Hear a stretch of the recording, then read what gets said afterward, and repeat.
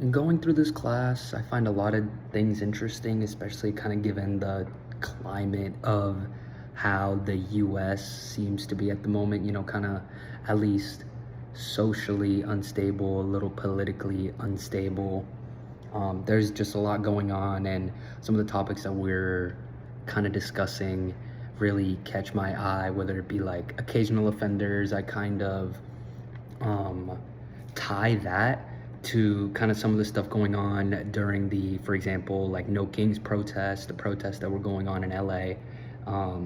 Mostly peaceful, but then you get the occasional offenders that will take that opportunity to loot, stores, cause property damage, or, for example, the burning of the 5 Waymo cars, um, things like that. Those are, you can kind of count those as occasional offenders, or even having people throw bricks at cop cars, at ICE cars.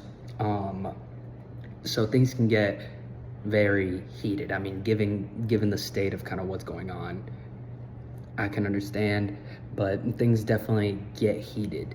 And then you also have, for example, also talking about like political offenders, where you had the two Democratic, I think it was either congressmen or senators.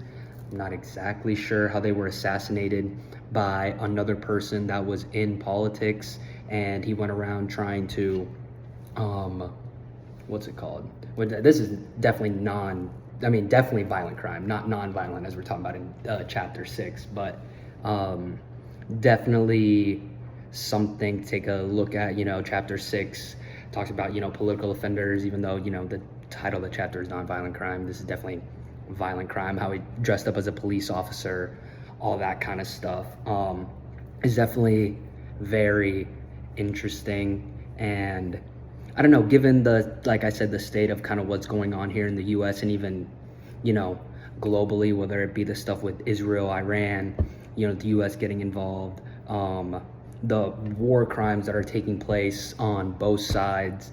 I think it's very interesting taking a look at this and being able to look at it through the deviance and social control lens, whether it be, for example, informal sanctions of whether it be politicians or the greater media kind of just being like, hey, no, you can't do this, or actually, giving people prison sentences, or even taking it to the extreme and getting violent and, missiles targeting hospitals, schools, basically, the killing of civilians, things like that.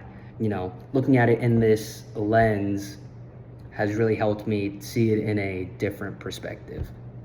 Thank you.